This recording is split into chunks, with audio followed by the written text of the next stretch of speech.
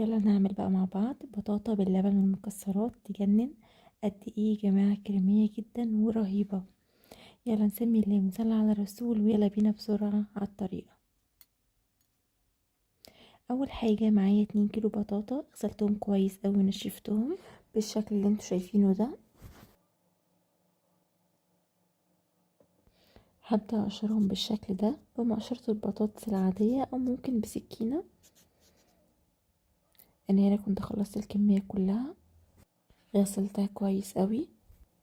بعد كده ابدأ اقطعها بالسمك ده، لا هي رفيعة ولا هي سميكة، يعني سمكها تكون وسط كده معايا.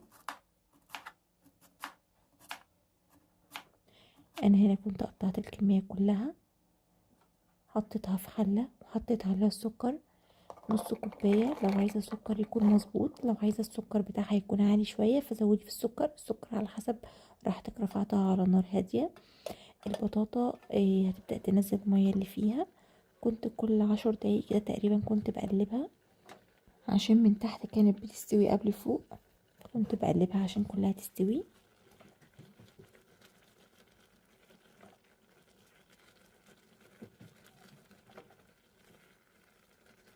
كنت بهرسها بالمعلقة كده وانا بقلبها.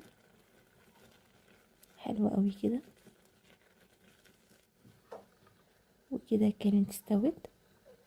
رفعتها من على النار وبدأت اهرسها بالشوكة بالشكل ده، او ممكن تهرسيها بهرسة البطاطس. بعد ما هرستها كويس نزلت عليها بمعلقة كبيرة من السمنة البلدي ومعلقة كبيرة من القشطة البلدي اللي بتبقى موجودة على وش اللبن، وقلبتهم كويس قوي. سخونية البطاطا هتسيح معايا القشطة والسمنة. وبعد كده نزلت عليها بكوباية من اللبن، لبن عادي بدرجة حرارة المطبخ. وبعد كده هبدأ اقلب. انا هنا بقول لكم المكونات ل2 كيلو بطاطا، لو انت عايزة تعملي كيلو واحد يبقى تاخدي نص المكونات بس.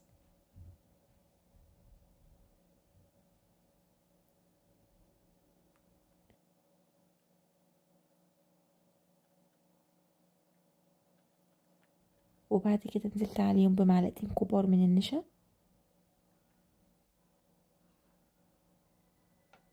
وكيس فانيليا.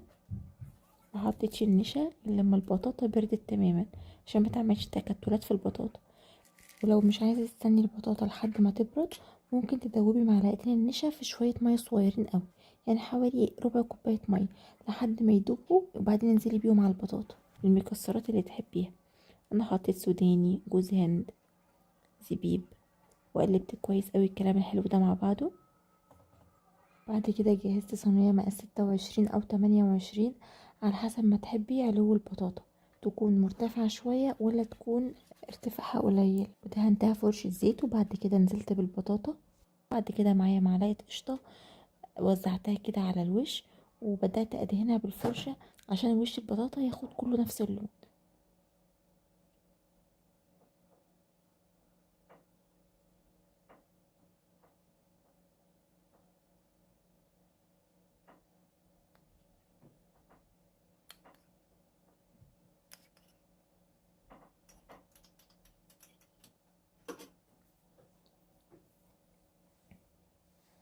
دخلتها فرن ساخن مسبقا درجة حرارة 200 رف أوسط لحد ما البطاطا تتماسك معايا تماما وتبدأ تاخد لون من الأجناب. أشغل الشواية آخر ثواني بس عشان الوش ياخد اللون الذهبي المظبوط زي ما هتشوفوا دلوقتي، وهتطلع معايا بالجمال ده. أسيبها بس لحد ما تبرد شوية وبعد كده أقطعها.